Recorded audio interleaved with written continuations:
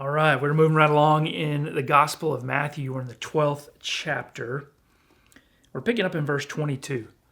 And if you've already read for today's reading, man, it's a pretty hard read. I mean, there's some interesting things that are happening here, so let's check it out. What you see is someone brought Jesus a demon-possessed man, someone who needed to be healed. He was blind, he was mute. So Jesus heals this person, allows them to be able to speak and to see.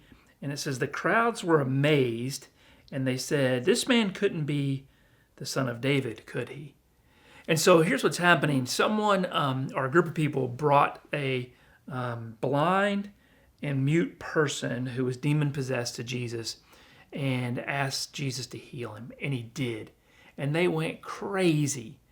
Now, a little side note here. My son loves magic tricks with card tricks, and he's pretty good at it. And often he'll have a deck of cards in his pocket, and he will do tricks at random places. Well, earlier this year, we were at a football game with my daughters at college, and we were outside the game at a tailgate party, and he was doing some tricks, and he had a whole crowd of college guys around him, and he did some pretty remarkable tricks. They were amazed at these magic tricks where they were backing up and they're like, "No, that's crazy." And they were covering their mouth and they're like, "That's dope, totally sick, man, that trick is so awesome." I think that's what was happening here. Not that Jesus was performing magic, but he was performing miracles. And when people saw the authority of Jesus, they went crazy. They were amazed. And they started speaking like, this couldn't be the son of David. Like, this isn't Jesus. This isn't the Messiah that we've heard about, is it? And as soon as they went all nuts and crazy, the Pharisees heard. And they started tuning in. And they said, "This man throws out demons only by the authority of Beelzebub, the ruler of the demons." Now, Beelzebub often gets tied to Satan, some sense of evil. Scholars aren't really sure what that reference is to, but we can assume from the context clues that they're talking about Jesus is able to throw out demons, cast out demons, because Jesus himself is evil. And then Jesus responds pretty seriously here. He actually calls out the Pharisees. He's like, how can a house be divided? Why would evil cast out evil? That makes no sense if evil is trying to rule in the world. In verse 28, Jesus says, "I throw out demons by the power of God's Spirit. Then God's kingdom has already overtaken you." What he's saying is, whenever I am healing people, it is by the Spirit of God. And when that occurs, the kingdom of heaven is near. The kingdom of heaven is realized in those moments. So it's actually the work of God that is being done.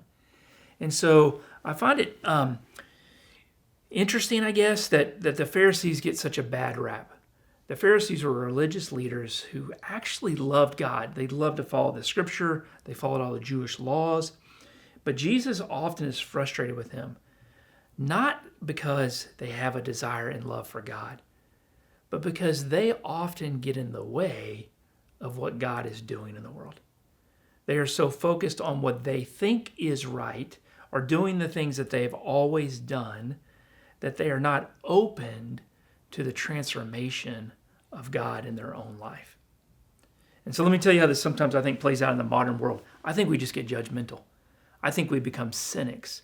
I think we, especially if someone hurts us, we don't want them to experience the love and the grace and even the reconciliation that Jesus offers them, because we're hurt by them. And so we don't want the love of God to be realized in their life because of the pain we feel. Or we will judge whole people groups, or someone who's maybe on the other side of the political party than us, or someone who is a different color than us, or whatever it may be, because we've decided in our hearts that they don't align with what we believe to be true. And so Jesus is actually speaking out against that. He's saying these Pharisees have come up with this narrative which they believe only God can exist in this form that they believe is right. And Jesus is actually showing up and healing people. And so Jesus is saying, what's the deal? Why are you not recognizing and realizing that I, Jesus, am actually bringing about healing? that the things of heaven are being realized here on earth, that goodness and wholeness and reconciliation are happening. And so he's saying a little bit later on, he says, if you're not for me, you're against me. And this is hard for the Pharisees to hear. I think it's hard for us to hear as Christians.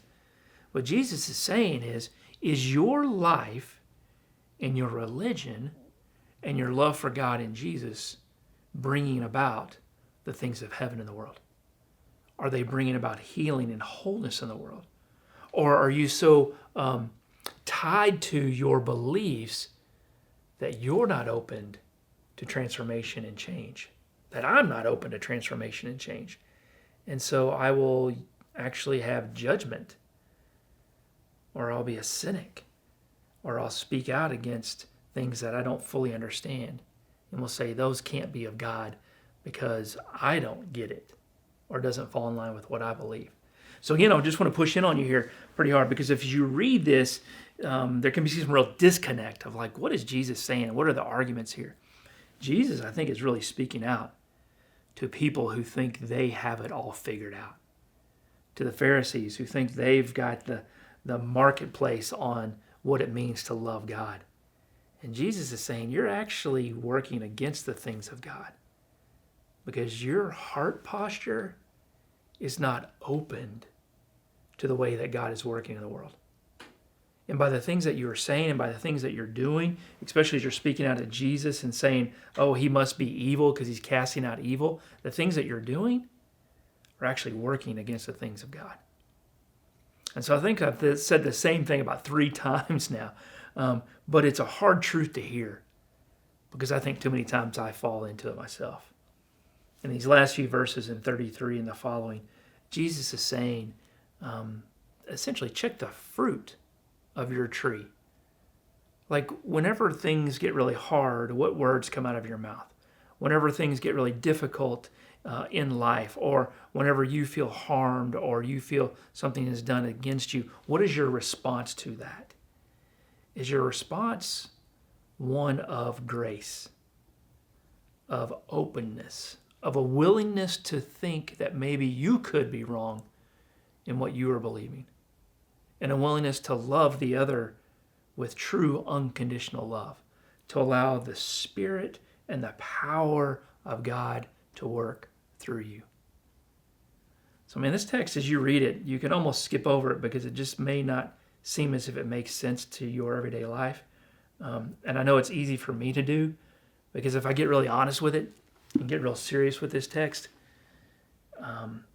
in many ways it causes me to do some real pause and to consider, are there ways in my life in which I'm not willing to allow the Spirit of God to transform me because I believe I am so right, or that my truth is so true, that I'm not open to growing in a deeper truth of what God would have, that I might grow into a person so that my words and my actions would be about healing and love and wholeness and reconciliation.